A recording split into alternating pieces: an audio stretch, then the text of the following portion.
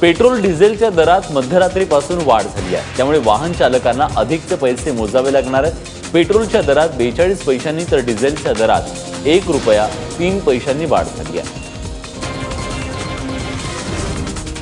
मुंबईतल्या मराठा मोर्चाच्या तारखेवरून मतमतांतर पाहायला मिळत आहेत। मुंबईत मराठा क्रांती मोर्चाच्या पार्श्वभूमीवर बैठक पार पडली, पण या बैठकीनंतरही मुंबईत होणाऱ्या मराठा मोर्चाच्या तारखेच्या संदर्भात संभ्रम कायम आहे। मराठा मोर्चाच्या समन्वय समितीचे सदस्य नानासाहेब जावळे यांनी 31 जानेवारीला राज्यात चक्काजाम आंदोलन तर 6 मार्चला मुंबईत मोर्चा निघणार असल्याचं म्हटलं, तर राष्ट्रवादी काँग्रेसचे आमदार नरेंद्र पाटील यांनी 23 मार्चला मुंबईत मराठा मोर्चा निघेल अशी माहिती दिली। त्यामुळे मुंबईतला मराठा मोर्चा नक्की कधी होणार हा प्रश्न अजूनही कायम आहे।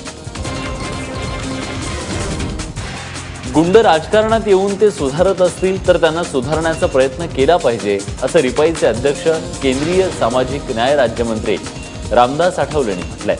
गेल्या काही दिवसांपासून भाजपमध्ये गुंडांना प्रवेश दिल्यानं राजकीय वर्तुळात चर्चांना उधाण आहे। या संदर्भात पत्रकारांनी प्रश्न विचारला असता त्यांनी गुंडांच्या पक्षप्रवेशाचं स्वागत केलं।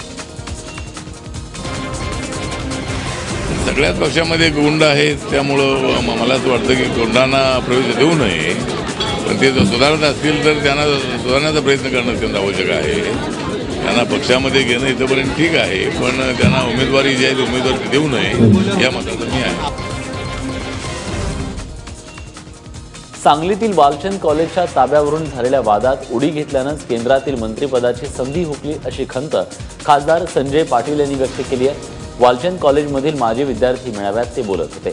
वालचंद कॉलेजचा वाद सुरू असतानाच केंद्रात मंत्रिमंडळ विस्ताराच्या हालचाली सुरू होत्या। रावसाहेब दानवेंच्या जागी केंद्रात मंत्री म्हणून माझं नाव जवळपास निश्चित होतं, असंही संजय पाटील यांनी म्हटलं।